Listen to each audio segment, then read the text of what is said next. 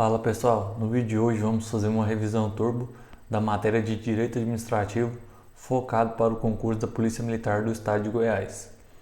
Primeiramente trouxe aqui nossa apresentação, dos nossos materiais, loja, Instagram, os nossos simulados, apostilas e lembro vocês que esses materiais que eu passo aqui na revisão turbo, eles ficam disponíveis de forma gratuita aí no nosso Drive, tá? Aí quando você baixa o primeiro aqui, tem um link aqui, ó, vocês baixam todos os outros demais das outras matérias. Eu sempre deixei na descrição, tá? O link do Drive, todos esses links aqui estão na descrição do vídeo também, tá? Vocês podem baixar aí gratuitamente. Então, hoje, como eu disse, faremos a revisão turbo de Direito Administrativo. Peguei os principais tópicos ali, porque o direito administrativo ele não é codificado, né? Ou seja, não possui um código de direito administrativo. Então, os seus assuntos ficam muito espalhado, né? Pega muito de doutrina e um doutrinador fala de um jeito, o outro doutrinador fala de outro jeito. Então, eu trouxe aqui os principais pontos do edital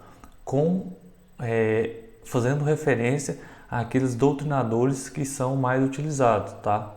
Então, assim, eu não estou pegando aquelas pessoas que possuem entendimento separado dos demais, tá? Aqui é mais o geralzão mesmo, o entendimento consolidado. Não estou trazendo nenhuma novidade aqui não, tá? Então, o conceito do direito administrativo. O direito administrativo consiste no conjunto harmônico de princípios jurídicos que regem os órgãos, os agentes e as atividades públicas tendentes a realizar concreta, direta e imediatamente os fins desejados pelo Estado.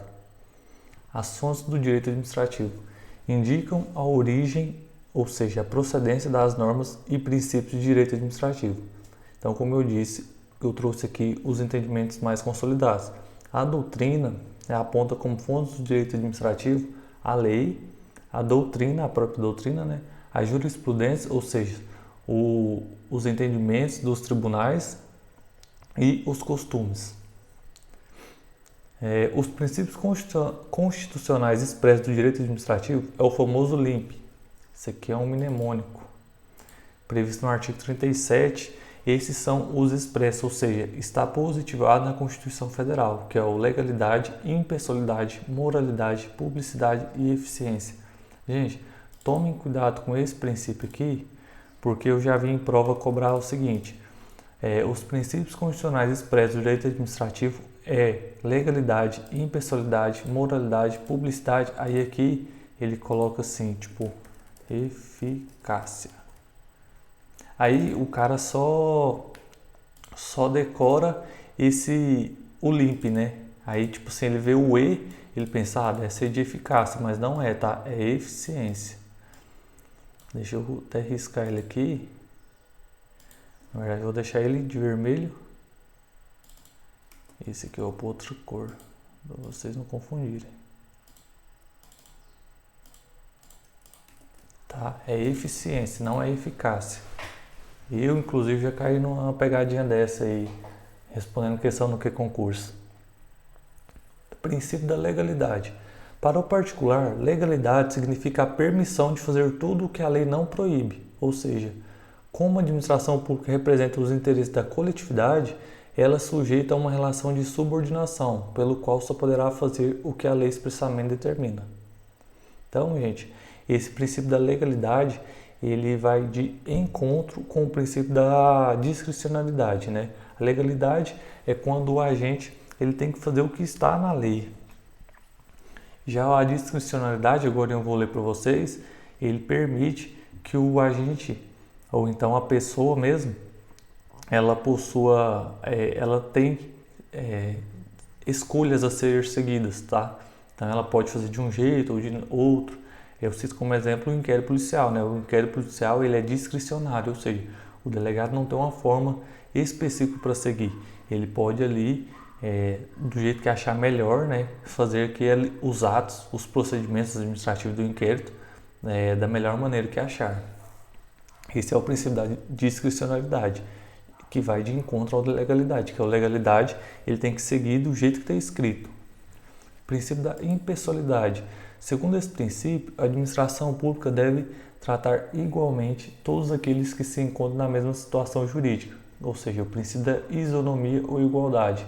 O princípio da impessoalidade, também é apresentado expressamente na Constituição Federal, apresenta quatro sentidos. Um deles é o princípio da finalidade. Todo e qualquer ato da administração deve ser praticado visando a satisfação do interesse público.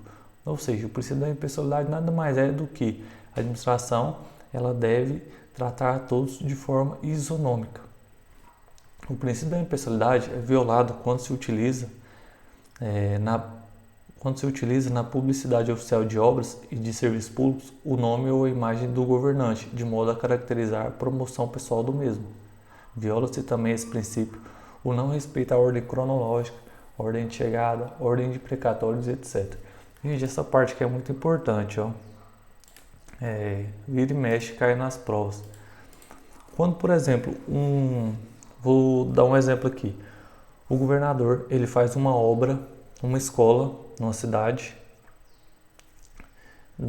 X, e lá ele coloca a foto dele, ou seja, do governador e do prefeito, falando que os dois que fizeram aquela obra. Isso não pode, isso viola o princípio da impessoalidade, tá? Direto isso cai em prova, dando esse mesmo exemplo. O político X fez uma obra tal e colocou uma foto sua na entrada da obra, alguma coisa. Viola-se o princípio da impessoalidade. O princípio da moralidade está ligado à noção de bom administrador, que não somente deve ser conhecedor da lei, mas também dos princípios éticos regentes da função administrativa. Todo ato imoral será diretamente ilegal, ou ao menos impessoal. Daí a intrínseca ligação com os dois princípios anteriores, tanto a administração direta e indireta e particulares com ela que se relacionam, devem obediência ao princípio da moralidade. Esse final aqui eu coloquei porque às vezes a gente confunde muito, achando que o princípio da moralidade deve ser seguido apenas pela administração pública direta, mas na verdade não é. O princípio da moralidade deve ser observado pela administração pública direta, indireta e os particulares que se relacionam com a direta ou indireta, tá? Então esses três, administração direta, indireta e os particulares que com ela se relacionam. Princípio da publicidade. A administração pública é obrigada a manter transparência em relação a todos os seus atos e a todas as informações armazenadas nos seus bancos de dados. O artigo 37 aqui. A publicação dos atos, programas, obras e serviços e campanhas dos órgãos públicos deverá ter caráter educativo, informativo ou de orientação social, dela não podendo constar nomes, símbolos ou imagens que caracterizam a promoção pessoal de autoridades ou servidores públicos. Lembra do caso que eu citei agorinha, do servidor público, por exemplo, o governador ou o prefeito, o presidente, colocar uma imagem e tal? Então, isso também viola o princípio da publicidade. Geralmente, nas questões, ou vem o princípio da publicidade ou da impessoalidade, porque se vier os dois, tem duas respostas corretas, né? Porque o cara colocar lá a sua imagem, ele viola o princípio da publicidade e ele viola o princípio da impessoalidade. Então, geralmente vem ou publicidade ou impessoalidade na questão, porque se vier as duas, tem duas alternativas corretas, né? E a questão deve ser anulada. Princípio da eficiência. A administração pública deve manter e ampliar a qualidade de seus serviços com controle de gastos. O núcleo desse princípio é a procura por produtividade e economicidade, alcança os serviços públicos e os serviços administrativos internos, se referindo diretamente à conduta dos agentes. Esse foi o último princípio inserido no ordenamento jurídico através da Emenda Constitucional 19 de 98. Sobre o último princípio inserido, eu disse isso na aula de Direito Constitucional, tá? Então, se perguntarem qual desses princípios é expresso no artigo 37, que foi o último inserido na Constituição Federal, vocês marcam eficiência, beleza? O princípio da eficiência foi introduzido na CEF como parte do esforço para a reforma gerencial da administração pública. Além desses 5 princípios administrativos constitucionais diretamente selecionados pelo Constituinte, ou seja, no artigo 37, existem também os demais princípios, que chamamos de princípios implícitos, ou seja, eles não estão positivados lá no artigo 37 da Constituição Federal, mas ele está ali naquele bolo, né, constitucional que o direito administrativo abarca também. O princípio da probidade é o dever de todo administrador público que possui o dever de honestidade e fidelidade com o Estado, com a população no desempenho das suas funções. Ou seja, o agente deve ser probo, ele deve ser honesto, né? Tem que seguir ali, tem que prestar contas à população, ele deve dar exemplo à população. Esse é o princípio da probidade. O princípio da motivação é a obrigação conferida ao administrador de motivar todos os atos que edita, gerais ou de efeitos concretos. É considerado entre os demais princípios um dos mais importantes, uma vez que sem a motivação não há o devido processo legal. Ou seja, todos os atos do administrador público devem ser motivados por que ele está fazendo aquilo, com qual finalidade ele está fazendo aquilo. Princípio da continuidade dos serviços públicos. O Estado assumiu a prestação de determinados serviços, por considerar que esses são fundamentais à coletividade. Apesar de os prestar de forma descentralizada ou mesmo delegada, deve a administração, até por uma questão de coerência, oferecê-los de forma contínua e ininterrupta. Pelo princípio da continuidade do serviço público, o Estado é obrigado a não interromper a prestação dos serviços que disponibiliza. Ou seja, o Estado presta serviço de saúde, o Estado presta serviço de segurança pública. Os agentes de segurança pública podem fazer greve? Não podem, né? Então, tem ligação com o princípio da continuidade do serviço público. O Estado tem um hospital, ele pode fechar esse hospital do nada, né? Deixar aquelas pessoas ali sem o atendimento? Não pode. Por quê? Continuidade dos serviços públicos. É obrigação do Estado prestar esses serviços essenciais à população. Princípios da tutela e da autotutela administrativa. Esse princípio aqui eu trouxe, fundamentando ele, a súmula 473, que ele faz um resumo do que é, e eu vou dar uma explicada aqui para vocês entenderem. A administração pública pode anular seus próprios atos quando eivados de vícios que os tornam ilegais, porque deles não se originam direitos. Ou seja, quando um ato for ilegal, a administração pública anula, tá? Ilegal, anula. Diferentemente, quando ele for, quando ele ou revogá-los por motivo de conveniência ou oportunidade, respeitados os direitos adquiridos, ressalvado a todos os casos a apreciação judicial. Então, o que eu quero dizer? Quando o ato for ilegal, a administração pública anula o ato.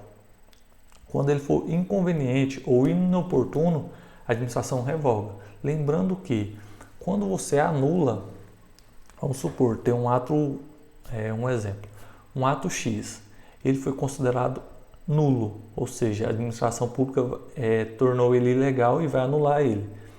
O efeito dele é ex tunc, ou seja, a gente usa um exemplo, ex tunc de testa, né, o T de testa, você bate na testa e você volta para trás, ou seja, sempre quando anula, todos os seus efeitos retroativos serão anulados também, porque ex tunc, você bate na testa e volta para trás.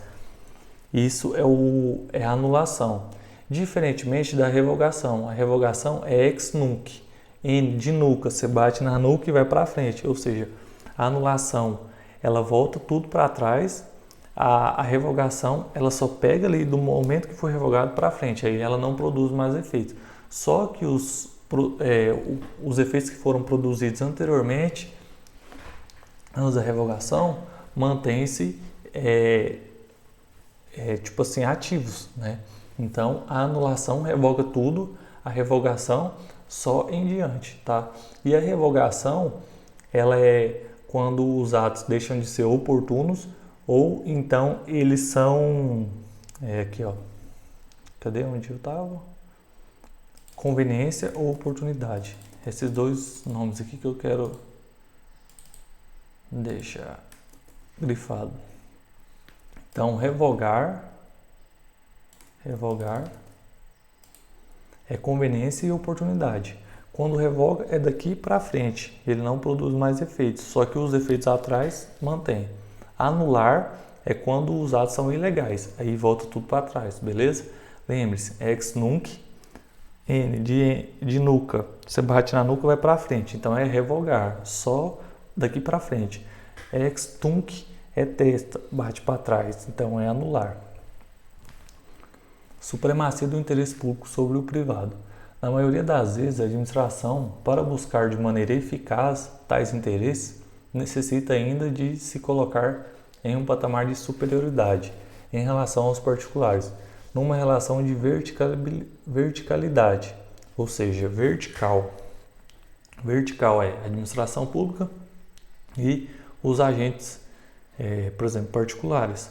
Vertical, diferentemente da horizontal, tá? Horizonte e vertical, não esquecem disso.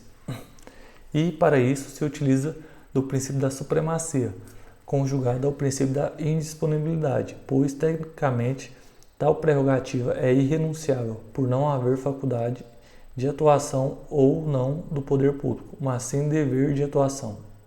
São os dois supraprincípios do direito administrativo: supremacia do interesse público e indisponibilidade do interesse público.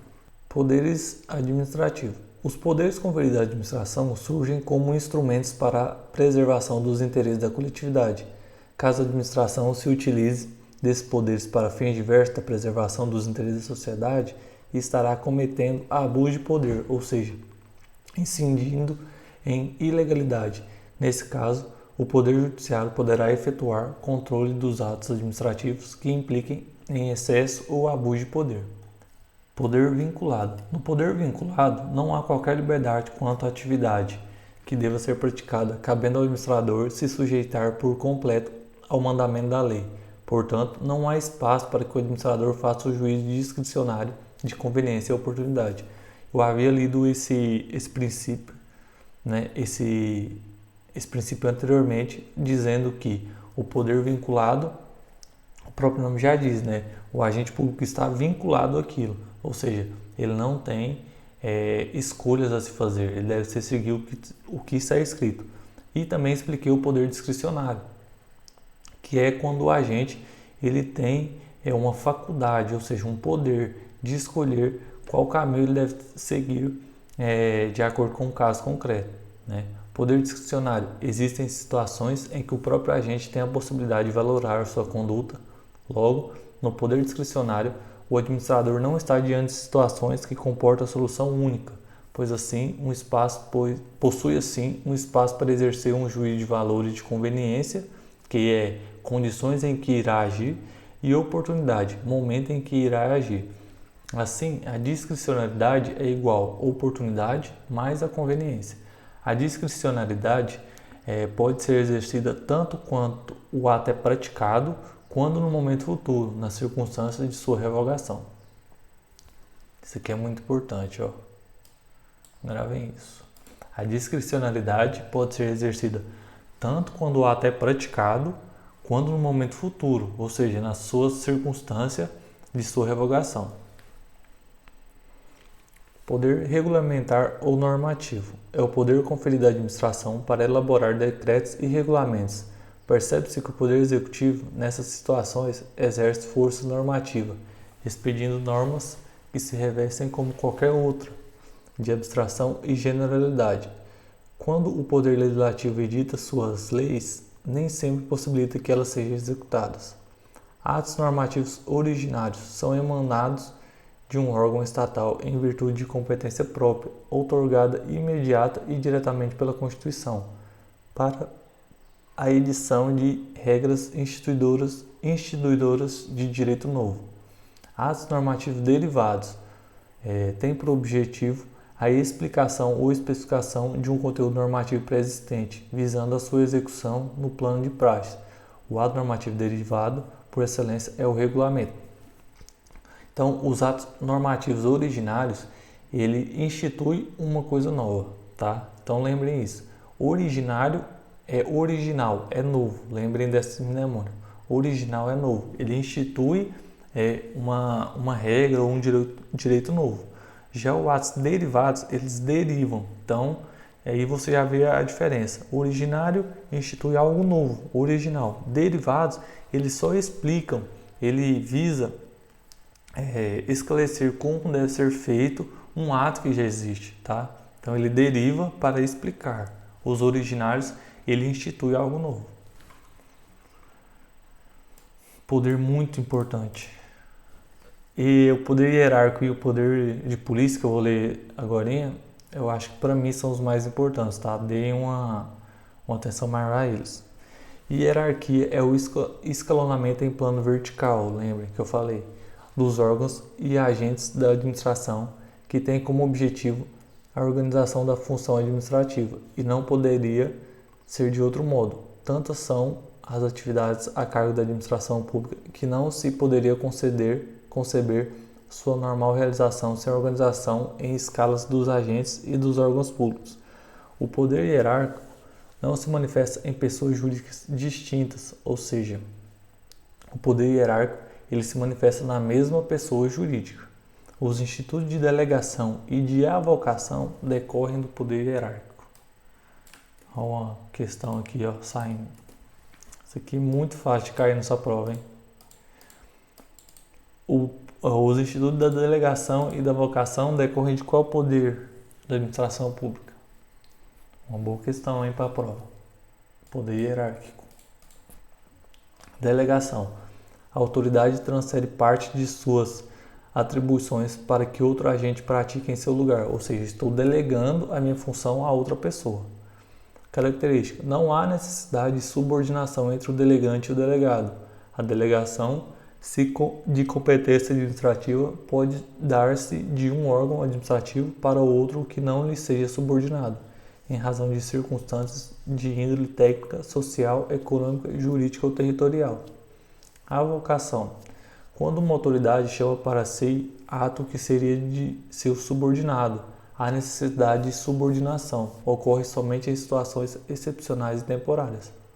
A avocação só ocorre na relação entre superior e subordinado, ou seja, pressupõe a existência de relação de hierarquia entre os agentes envolvidos. Ademais, se os agentes estiverem no mesmo nível, não há relação hierárquica e, portanto, não há possibilidade de avocação. Por exemplo, não é possível que um ministro do Estado avoque competência de outro ministro, pois eles estão no mesmo nível hierárquico. Poder disciplinar. Trata-se da decorrência do poder hierárquico, pois é a hierarquia que permite aos agentes de nível superior fiscalizar as ações dos subordinados. Assim, poder disciplinar é o poder conferido à administração para aplicar sanções aos seus servidores que pratiquem infrações disciplinares. Essas sanções são aplicadas apenas às que possuem natureza administrativa, não envolvendo sanções civis ou penais. Ou seja, sempre quando um superior aplicar uma sanção a um subordinado, é através do poder disciplinar, tá? Não está aí envolvendo sanções administrativas ou penais. E sim aquela de natureza administrativa ali, por exemplo, dentro da empresa, dentro do órgão, dentro da instituição. Entre as penas que podem ser aplicadas, destacam-se a advertência, a suspensão, a demissão, a cassação de aposentadoria. É válido ressaltar que o poder disciplinar também alcança os particulares que têm vínculo com a administração na execução de suas tarefas. Outra importante informação. O poder disciplinar, ele alcança os particulares que têm vínculo com a administração na execução de suas tarefas. Olha o outro princípio muito importante que eu disse, que é o poder de polícia. É o poder conferido à administração para limitar, disciplinar, restringir e condicionar o uso e gozo de direitos e atividades particulares para a preservação dos interesses da coletividade. É ainda o fato gerador de tributo, notadamente a taxa, não podendo ser gerador de tarifa, que se caracteriza como preço público e não podendo ser cobrada sem o exercício efetivo do poder de polícia. Mnemônico. O poder de polícia é mal. Mal em inglês é bad. Aí porque ele vai condicionar e restringir ou limitar bens, atividades e direitos. Então, o poder de polícia é bad, ou seja, é mal. Bad, o B de bens, A de atividades e D de direitos. Aqui eu trouxe o Código Tributário Nacional, no artigo 78, traz a conceituação do poder de polícia. Depois vocês dão uma lida aí, tá? Deixei para vocês. Aqui temos os atributos do poder de polícia. Eu sempre uso o mnemônico DICA. É o DI, que é de discricionalidade, o C de que é coercibilidade e A de autoexecutoriedade. O que é ser discricionário? Eu já disse 3 vezes isso. No exercício do poder de polícia, significa que a administração dispõe de certa liberdade de atuação. Ponto. Coercitivo, coercibilidade, caracteriza pela imposição coativa das medidas adotadas pela administração, que, diante de eventuais resistências dos administrados, pode se valer inclusive da força pública para garantir o seu cumprimento. A autoexecutoriedade é a faculdade atribuída à administração de impor diretamente as medidas ou sanções de polícia administrativa necessárias à repressão da atividade lesiva ao interesse coletivo que ela pretende coibir, independentemente de prévia autorização do Poder Judiciário. Outro assunto importante, os ciclos, os atributos. Gente, isso aqui é muito importante, atributos, ciclos. Como eu disse, o poder de polícia é muito importante, então tudo que vem aqui relacionado a ele é também, de igual forma, muito importante. Mnemônico. Esse mnemônico, uma vez eu peguei no concurso e me ajudou bastante. Eu sempre penso assim, os ciclos do poder de polícia. Eu penso, o padre passou pela ordem para atender à confissão. Ordem, consentimento, fiscalização e sanção. Então aqui, ordem, confissão. Vou dizer aqui qual o conceito de cada um. É bem simples, tá? A doutrina e a jurisprudência dos tribunais superiores entendem serem 4 fases ou ciclos, né? Lembrem, tem esses dois, eles usam esses 2 nomes. Ou diga quais as fases do poder de polícia, diga quais os ciclos do poder de polícia. São eles: a ordem de polícia corresponde às normas gerais da administração pública, o consentimento de polícia corresponde à anuência prévia da administração pública exigida por lei para o exercício de determinadas atividades. A fiscalização é a atividade do controle das atividades submetidas ao poder de polícia, ou seja, a ordem eu estou dando uma ordem, o consentimento eu estou permitindo, a fiscalização eu estou fiscalizando e a sanção eu estou punindo, tá? Então, as 4 fases do poder de polícia: ordem, estou dando uma ordem; consentimento, estou possibilitando que eles façam aquilo; a fiscalização, eu estou fiscalizando o serviço; e a sanção, eu estou punindo. O abuso de poder. Havendo poderes, naturalmente será possível o abuso dele. O abuso de poder é a utilização inadequada por parte dos administradores das prerrogativas a eles conferidas no âmbito dos poderes da administração, por violação expressa ou tácita da lei. O abuso de poder divide-se em excesso de poder e desvio de poder. O excesso, o agente atua fora dos limites da sua competência, ou seja, ele extrapolou. O desvio, o agente, embora dentro da sua competência, ele afasta do interesse público que deve nortear todo o desempenho administrativo. Agentes públicos são estáveis após 3 anos de exercício os servidores nomeados para cargo de provimento efetivo em virtude de concurso público. O servidor estável só perderá o cargo em 4 situações. Eu trouxe 3 aqui e o 4º está no artigo, se eu não me engano, 169, que é o excesso de despesa. É difícil acontecer, tá? Mas lembrem aí, tá? Tem esses 3, que é no artigo 41, e tem o artigo 169, eu acho, da Constituição Federal, que é o excesso de despesa. Mas vamos focar nesse aqui, que são os principais. Em virtude de sentença transitada em julgado, mediante PAD, que é o processo administrativo. Sempre o PAD é ampla defesa, tá? Nunca acontece um processo administrativo sem ampla defesa.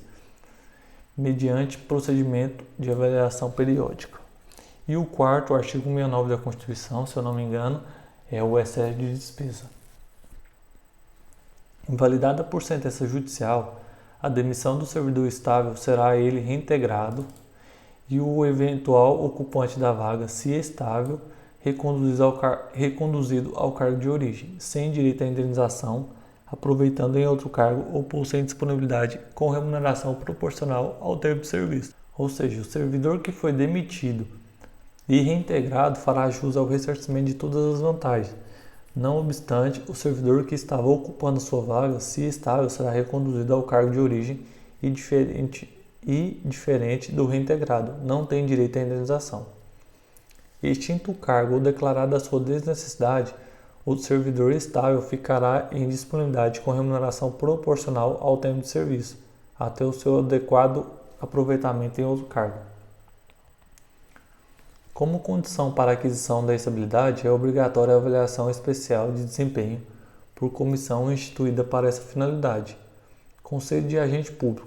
Agente público é todo aquele que exerce, ainda que transitoriamente ou sem remuneração, por eleição, nomeação, designação, contratação ou qualquer forma de investidura ao vínculo, mandato, cargo, emprego ou função pública. Tal definição tem origem na Lei de Improbidade Administrativa, no artigo 2º. Lembrando que tem uma nova Lei de Improbidade Administrativa, essa aí é antiga, tá? Espécie e classificação dos agentes públicos. Agentes políticos. Agentes políticos são aqueles que compõem os altos escalões do poder público, responsáveis pela elaboração das diretrizes de atuação governamental, possuindo atribuições próprias previstas na Constituição, desempenhando funções de direção, orientação e supervisão geral da administração. Em regra, ingressa por meio de eleições, desempenhando mandatos fixos, sendo sua vinculação com o aparelho governamental não profissional, mas institucional e estatutária. Exemplo: o presidente, os governadores, os prefeitos, os deputados. Algumas doutrinas colocam aqui nos agentes políticos os juízes, os promotores, tá? Apesar de haver essa divergência. Agentes administrativos são aqueles que possuem uma relação funcional com a administração pública, exercem atividade profissional e remunerada e sujeitam-se à hierarquia administrativa e a regime jurídico próprio. São os servidores públicos, os empregados públicos, os contratados temporariamente, excepcional interesse público. Esse contratados temporariamente é quando há excepcional interesse público. Os ocupantes de cargos em comissão.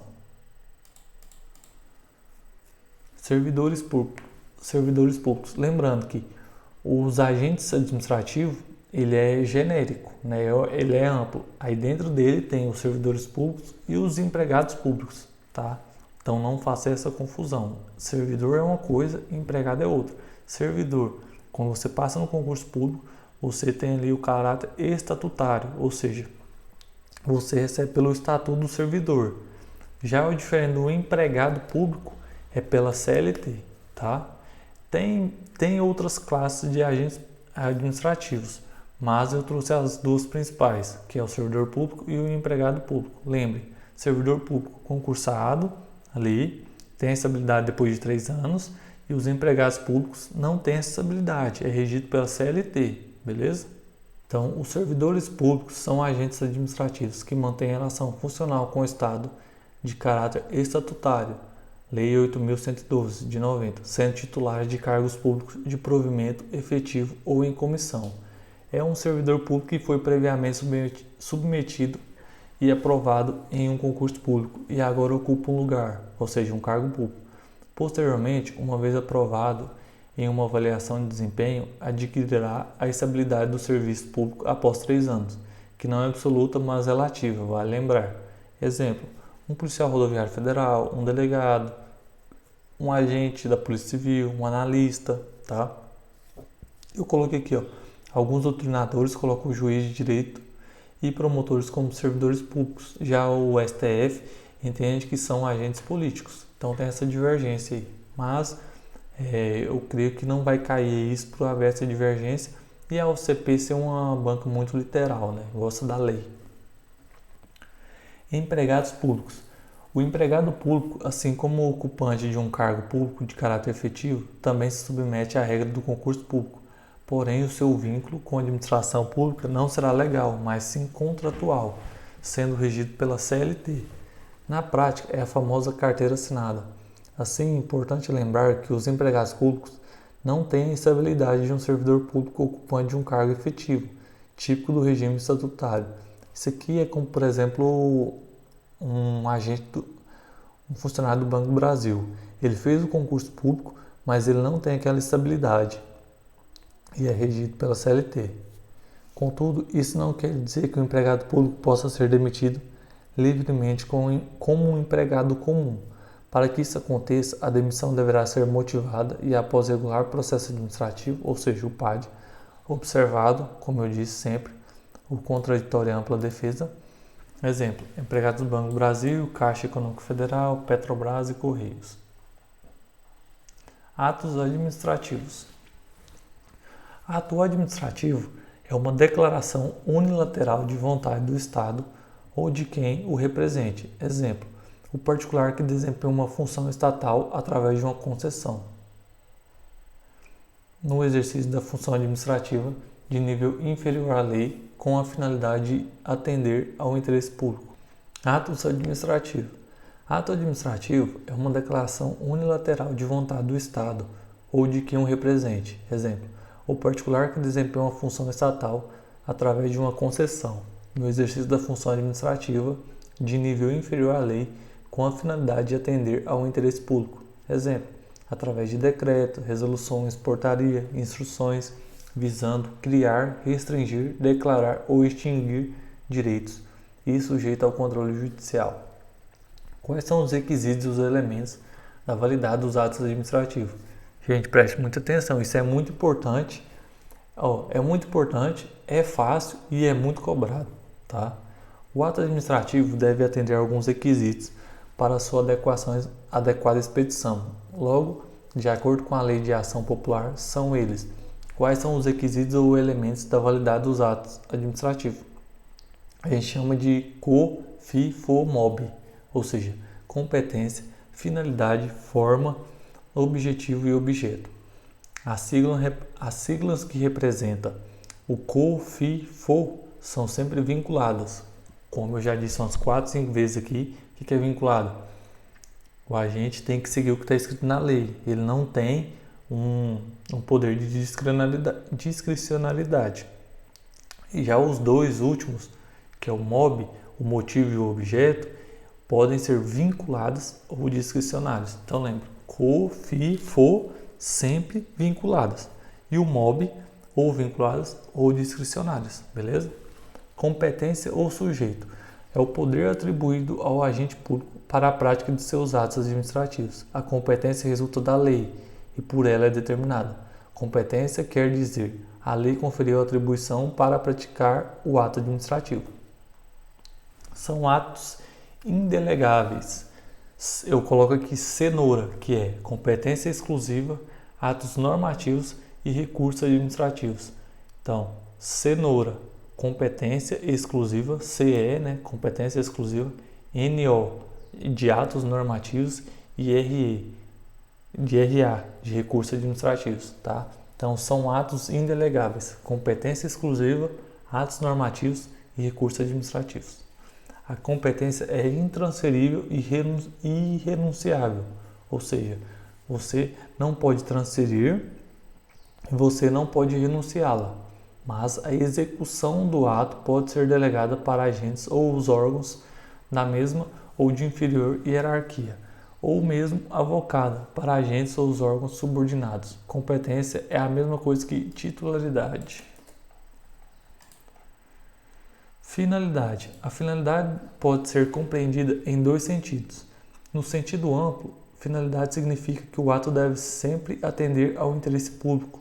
No sentido estrito, Finalidade significa que o ato deve atender ao fim específico para o qual ele foi criado, devendo ser ressaltado que este fim específico é sempre definido pela lei. Desta forma, o agente público não pode utilizá-lo para fins diversos daquele definido em lei, sob pena de violar a finalidade do ato. Já daria lá naquele abuso de poder, né? Que tem o excesso e o desvio. Aqui, por mais que ele estaria dentro da sua competência, ele desviar a finalidade seria o quê?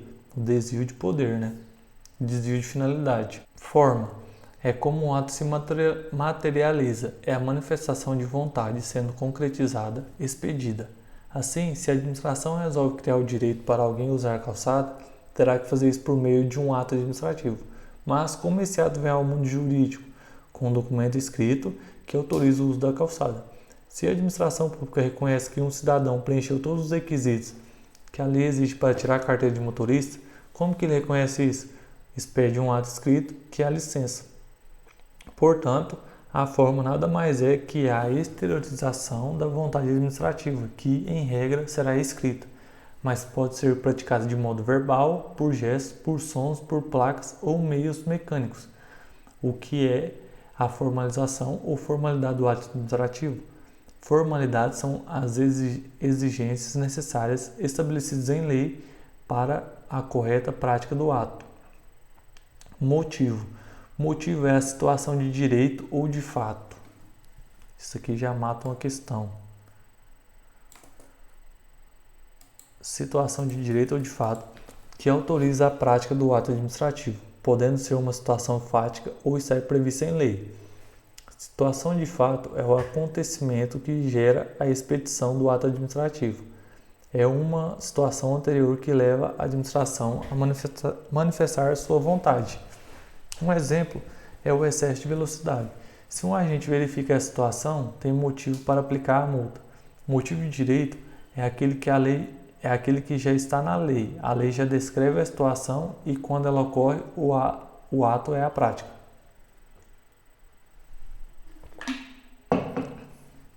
Objeto. Também denominado por alguns autores alteração no mundo jurídico que o ato administrativo se propõe a processar. Então, sempre quando vocês lerem a finalidade ali que teve alteração no mundo jurídico, o elemento que faz a alteração no mundo jurídico é o objeto. Significa, como informa o próprio termo, o objetivo imediato da vontade exteriorizada pelo ato, a proposta, enfim, do agente que manifestou a vontade com vista a determinado alvo. Pode o objeto do ato administrativo consistir na aquisição, no resguardo, na transferência, na modificação, na extinção ou na declaração de direitos, conforme o fim a que a vontade se preordenar. Por exemplo, uma licença para a construção tem por objeto permitir que o interessado possa edificar de forma legítima. O objeto de uma multa é punir o transgressor de forma administrativa. Na nomeação, o objeto é admitir o indivíduo no serviço público. Atributos ou prerrogativas do ato administrativo. Eu utilizo aqui, para lembrar dos atributos, o mnemônico PAT, que é a presunção de legitimidade, a autoexecutoriedade, a tipicidade e o I é imperatividade. Né? A presunção de legitimidade diz respeito à conformidade do ato com a lei. Em decorrência desse atributo, presume-se até a prova em contrário que os atos administrativos foram emitidos com observância da lei. Prestar atenção na palavra legitimidade e veracidade, pois tem alguns examinadores que colocam como atributos distintos. Os atos administrativos gozam de presunção relativa de legitimidade e veracidade, não é presunção absoluta. Autoexecutoriedade significa a execução direta do ato administrativo pela própria administração, independentemente de ordem judicial. Quando a administração pública vai praticar um ato, não tem que perguntar para o Poder Judiciário se pode ou não praticar. Então, presunção de legitimidade, presume-se que até provar em contrário que o que a administração fez está legal, né? Está de acordo com a lei. Autoexecutoriedade, a administração não precisa pedir autorização para o Poder Judiciário, por exemplo, para praticar um ato, ele vai lá e executa. Tipicidade, ele deve agir estritamente como manda a lei, ou seja, para cada finalidade tem um ato administrativo específico já definido por lei, presente apenas nos atos unilaterais, pois nos contratos, ou seja, bilaterais, não há imposição de vontade de administração, depende sempre de aceitação do particular. Imperatividade é o poder que tem a administração de impor o ato administrado, o ato ao administrado, independentemente de sua concordância. Ou seja, o administrado recebeu uma multa, você vai chegar lá e vai perguntar para o cara, você quer ganhar essa multa? Não, né? A administração pública já vai e impõe a ele. O particular gostou ou não, tem que aceitar. Se o Estado vai aplicar uma multa de trânsito, não tem que perguntar para o cidadão se ele vai aceitar ou não. O Estado aplica a multa e impõe o pagamento da penalidade. Extinção, desfazimento e sanatória. Isso aqui é a extinção, desfazimento do ato administrativo, tá? Vou passar bem rápido aqui, mas é um assunto importante que vocês devem dar atenção. Quais são as formas de extinção dos atos administrativos? Anulação, revogação, cassação, caducidade, contraposição, extinção natural, extinção objetiva e extinção subjetiva. Fiz um resumo bem rápido deles aqui. Anulação, eu já disse antes, já até expliquei, bate na testa, volta. Revogação, já expliquei também. Mas, como eu já expliquei a revogação, eu vou só colocar aqui, os atos que não podem ser revogados. Mnemônico, você pode dar vinculados, consumados, procedimentos administrativos, atos declaratórios, atos enunciativos e direitos adquiridos. A revogação de um ato administrativo somente poderá ser feita pela própria administração, sendo vedado o Poder Judiciário essa apreciação, pois possui efeitos ex nunc, né, daqui para frente. Expliquei aqui já. Essa parte que é importante, ó. O Poder Judiciário só revoga atos do próprio Poder Judiciário, tá? O Poder Judiciário não revoga atos, por exemplo, do Poder Executivo. Cassação é a extinção de um ato. Tem aqui, ó. O Poder Judiciário não pode revogar ato de outro poder. No entanto, ele pode anular o ato de outro poder se ele estiver ilegal e ele, ou seja, o Poder Judiciário for provocado para tal. Fiquem atentos, o Poder Judiciário não revoga atos de outro poder. Eu coloquei isso de novo aqui, porque isso que é muito importante, cai muito em prova.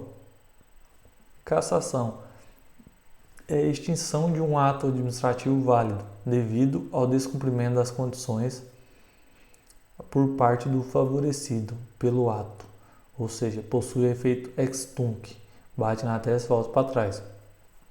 Caducidade é a extinção do ato administrativo por causa de uma lei nova que torna a lei anterior incompatível.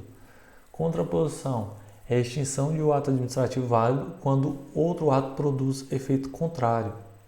Extinção natural, quando o prazo do ato administrativo termina, né? É uma extinção natural.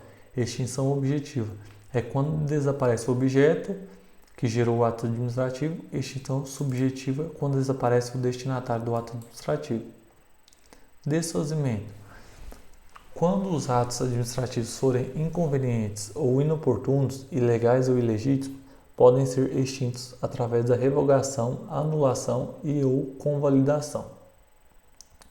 Convalidação ou sanatória ocorre quando o ato administrativo possui um vício sanável e, caso for extinguir, poderá trazer consequências aos destinatários ou ao público. Na convalidação, a administração poderá aproveitar os atos administrativos com vícios superáveis, de forma a confirmá-los no todo ou em parte. Coloquei aqui aquilo que eu já expliquei para vocês. Espécie ou modalidades dos atos administrativos. Os atos administrativos têm como espécie ser normativos, ou seja, contém um comando geral e abstrato, normas, você já lembra. Ordinatórios, ordem, visão da ordem, disciplinar. Negociais, contém uma liberação. Ou seja, quando você passa no concurso ou na prova da OAB, você ganha essa autorização, essa permissão, né, para ser um advogado, por exemplo. enunciativos, emite uma opinião, enuncia, punitivos, impõe uma sanção. Aqui eu coloquei só como a título de informação, fato do príncipe é impacto indireto no contrato e fato da administração é um impacto direto no contrato. Aqui vamos para um dos assuntos mais importantes para mim, que eu tenho certeza aí que tem uma ou duas questões na sua prova que vai cair desse tema aqui. Responsabilidade civil do Estado. Entende-se por responsabilidade civil do Estado ou da administração como sendo a obrigação legal da fazenda pública de ressarcir terceiros pelos danos patrimoniais que lhe foram causados por atos comissivos, ou seja, atos que foram realizados, feitos, comissão, ou omissivos, não fazer, materiais ou jurídicos, lícito ou ilícito, dos agentes públicos no desempenho de suas funções ou a pretexto de exercê-las. A responsabilidade civil do Estado ou da administração é objetiva. Gente, isso é uma questão simples, tá? Errar uma questão dessa aqui não merece nem passar no concurso. Porque, como eu sempre digo, geralmente as pessoas acham o seguinte, que você passa no concurso quando você acerta as questões que todos erram, mas na verdade não é isso. Você tira uma boa nota quando você acerta as questões mais fáceis, as médias, porque as difíceis, a maioria das pessoas vão errar, né? Então, se você não erra questão boba, a sua nota vai muito alta. Se você ficar errando aquelas questões bobas, a sua nota vai muito baixa, tá?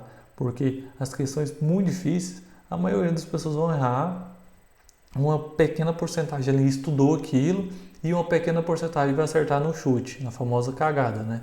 Então, não errem as questões fáceis e médias. Deixem para vocês errar as difíceis, que isso a maioria vai errar. Então, responsabilidade civil do Estado ou da administração objetiva. Teoria da culpa administrativa.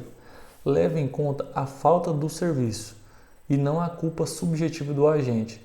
Para que incorra responsabilidade, faz-se necessário que a vítima sofra um dano e comprove a falta do serviço. A falta de serviço caracteriza pela sua inexistência, pelo seu mau funcionamento, incorrendo qualquer dessas hipóteses, a culpa administrativa é presumida.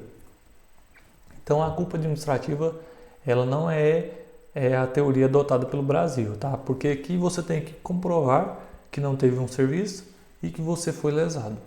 A teoria adotada pelo Brasil é a teoria do risco administrativo, que é essa aqui.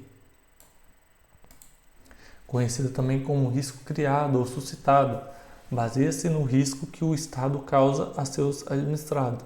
A administração tem a obrigação de indenizar a vítima pelos atos danosos e injustos que lhe foi causado, não sendo necessário a vítima provocar culpa dos agentes ou falta de serviço, como na teoria anteriormente citada. Para que surja a responsabilidade, faça necessário que a vítima comprove que sofreu dano e que ele é injusto. Porém, se comprovado pelo poder público que a vítima teve culpa, a indenização será amenizada ou excluída, tá? Tem alguns casos aí que a culpa ela pode ser amenizada ou excluída, tá? Por exemplo, amenizada. Eu furei o sinal vermelho e uma viatura bateu em mim. E aí? Eu não cacei aquilo, né? Ou então tem ali tem um aviso ali que eu não posso passar naquela rodovia porque ela está em obras. E mesmo assim eu vou e passo na rodovia e ela racha lá no meio lá e acontece um mal com o meu carro, por exemplo, né? Dá um dano material aí. Eu tenho culpa também nisso, né? Então tem alguns casos que essa culpa ela é amenizada ou ela é excluída. A teoria adotada pelo Brasil é a do risco administrativo. As pessoas jurídicas de direito público e as de direito privado, prestador de serviço público, responderão pelos danos que os seus agentes nessa qualidade causarem a terceiros, assegurado o direito de regresso contra o responsável em caso de dolo ou culpa. Então, quando, por exemplo, o Estado X causou um dano a uma pessoa, mas voltando aqui ao exemplo, um policial, vamos supor, da Polícia Militar, numa viatura, causou um dano a uma pessoa, a um particular. Quando o particular entrar com uma ação para receber do Estado, ele não vai entrar com uma ação contra o policial. Vamos supor que é o Estado de Goiás. O policial está ali numa viatura do Estado de Goiás e praticou um dano a um particular. Quando esse particular vai entrar com uma ação para ressarcir, ele não vai contra o policial, ele vai contra o Estado.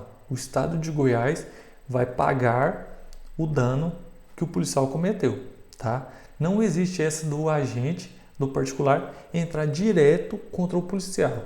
Por quê? Porque essa ligação ela é objetiva, ou seja, é o particular contra o Estado. O policial ele está representando o Estado, tá? Então essa ação ela é objetiva. O particular entra contra o Estado e o Estado paga o particular. Já mudando a hipótese aqui, o Estado e o policial, tá? Então primeiro o Estado pagou o particular, pronto, encerrou aqui. Agora o Estado vai ver se o policial tinha culpa ou não, teve dolo ou culpa.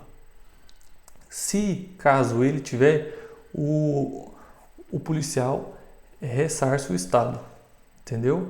Então porque o Estado já pagou o particular e agora a briga é o Estado e o policial, beleza?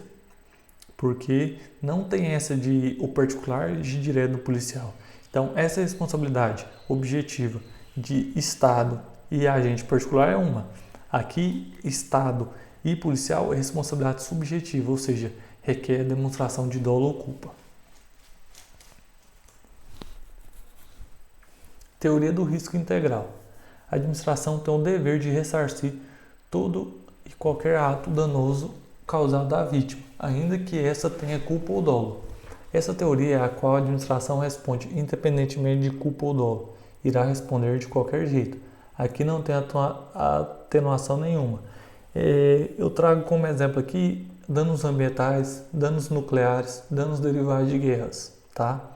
Essa aqui, ela independente de dolo ou culpa, ela será aplicada e não tem nenhuma atenuação.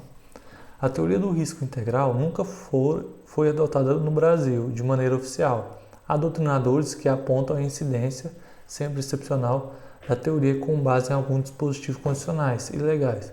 Ficar atento, pois há divergência em algumas questões já coloca que essa teoria foi adotada pelo ordenamento jurídico. Então essa alternativa está incorreta, tá? Ação de reparação. Aqui é o que eu estava explicando para vocês agora. Ó. O particular contra a administração, responsabilidade objetiva. Ação regressiva, a administração e o agente público, que era o policial, que eu falei, responsabilidade subjetiva. A responsabilidade administrativa, civil e penal do agente são independentes e podem ser acumuladas. Organização da administração pública. Desconcentração. Esse CO aqui eu já lembro de criação de órgãos, tá? Vou explicar para vocês. É uma distribuição interna de competências, ou seja, uma distribuição de competências dentro da mesma pessoa jurídica e se refere somente aos órgãos que fazem parte do seu corpo funcional. A desconcentração é uma forma de transferir a execução de um serviço público de um órgão para outro órgão dentro da mesma administração direta. Isso aqui não... Ok. Desconcentração, criação de órgãos, desconcentração, controle hierárquico e subordinação da mesma pessoa jurídica. Desconcentração, eu lembro aqui de concentração, com hierarquia. Desconcentração, o de órgãos, não entidades. Tá? Eu trouxe esse bizu aqui, esse quadrinho que ajuda muito. Por que ele vai ajudar? Vocês vão ver a diferença aqui na descentralização. Descentralização, criação de entidades. Então vocês viram lá, né? C, criação de entidades. CO, criação de órgãos. Órgãos, está no mesmo. Eu sou o delegado de polícia e aqui tem uma delegacia. Eu crio órgãos. Órgãos, por exemplo, um que investiga roubo a banco, roubo a cargas, um exemplo, entendeu? Órgãos, mesma instituição. Entidades já são pessoas jurídicas diversas, beleza? é a distribuição de competências de uma pessoa para outra pessoa, física ou jurídica, e pode ser através de outorga, quando a transferência da titularidade e da execução do serviço público, ou por meio de delegação, que é a mera transferência da execução desse serviço. A descentralização é uma forma de transferir a execução de um serviço público para terceiros que se encontrem dentro ou fora da administração. Aqui que vem um quadrinho. Descentralização, criação de entidades. Descentralização, controle finalístico e vinculação, pressupõe pessoas jurídicas diversas. Não há subordinação. Sem hierarquia. Lembra que aqui em cima está com hierarquia, concentração, com hierarquia, centralização, sem hierarquia, descentralização, conjunto de pessoas jurídicas. E agora, para finalizar aqui, uma conceituação rápida aí das... deixa eu só fazer uma ressalva.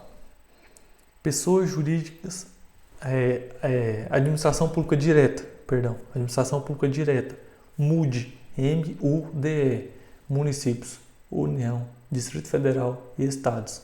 Administração pública direta. Administração pública indireta, FASE, F-A-S-E, Fundação Pública, Autarquia, Sociedade de Economia Mista e Empresa Pública. MUDE, Administração Pública Direta. FASE, Administração Pública Indireta. MUDE, Município, União, DF e os Estados. Indireta, Fundação Pública, Autarquia, Sociedade de Economia Mista e Empresa Pública. Tá? Não fazem essa confusão.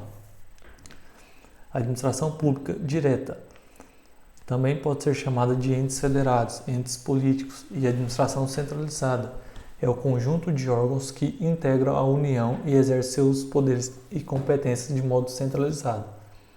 Os entes políticos são União, Estados, DF, municípios. À exceção da União, que é dotada de soberania, todos os outros demais são dotados de autonomia. Administração indireta também pode ser chamada de administração descentralizada. E as empresas públicas e sociedade de economia mistas de empresas estatais pode ser definida como um grupo de pessoas jurídicas de direito público ou privado, criadas ou instituídas a partir de lei específica, que atuam paralelamente à administração direta, na prestação de serviços públicos ou na exploração de atividades econômicas. É o FASE aqui que eu já falei para vocês. E agora eu trouxe aqui autarquias, criada por lei com capacidade de autodeterminação para o desempenho de serviço público descentralizado mediante controle administrativo, exercido nos limites da lei. Gente, sempre quando vocês lerem isso aqui, desempenham atividade típicas de Estado. Desempenha atividade típica de Estado. Marque autarquia. Não tem erro. Se está lá assim, tal, que desempenha atividade típica de Estado. Autarquia, sempre. Podem executar serviços públicos da natureza social e atividades administrativas, porém não pode de forma alguma explorar atividade econômica, tá? Autarquia não explora atividade econômica. É um serviço personificado, serviço autônomo, descentralizado. Em suma, pode fazer aquilo que a administração direta faz e possui o mesmo regime jurídico das pessoas diretas, que é a pessoa jurídica de direito público. Sociedade de economia mista. Então eu falei aqui da fundação. Deixa eu só ver aqui. Eu não falei da fundação pública, né? Não falei, agora eu volto nela. Sociedade de economia mista, criada para explorar atividade econômica ou para prestar serviços públicos. Possui personalidade, o regime de pessoa jurídica de direito privado. Regime jurídico assemelhado ao das pessoas privadas. Obedecem a algumas normas públicas. Regime jurídico híbrido ou misto. A sociedade de economia mista possui capital misto, mas predominantemente público. Empresa pública é entidade dotada de personalidade jurídica de direito privado, com a criação autorizada por lei e com patrimônio próprio, cujo capital social é integralmente detido pela União, pelos Estados, pelo DF ou pelos municípios. Ademais, desde que a maioria do capital voltante permaneça em propriedade do ente político, será admitido no capital da empresa pública a participação de outras empresas jurídicas de direito público interno, bem como de entidades da administração indireta da União, dos Estados, do DF e dos municípios. Pessoa jurídica de direito privado, administrada exclusivamente pelo poder público, instituída por ente estatal com finalidade prevista em lei e sendo propriedade única do Estado, que é a conceituação de empresa pública. Eu acho que eu pulei fundações públicas, hein? Não lembro de ter lido isso aqui. Vamos ver. Se eu li, eu vou ler de novo. Entidade dotada de personalidade jurídica de direito privado, como também poderão ser de natureza pública, sem fins lucrativos, criada em virtude de lei, autorização legislativa, ou seja, autorizado por lei, para o desenvolvimento de atividades que não exijam execução por órgãos ou entidades de direito público, com autonomia administrativa, patrimônio próprio gerido pelos respectivos órgãos de direção e funcionamento custeado por recursos da União e de outras fontes.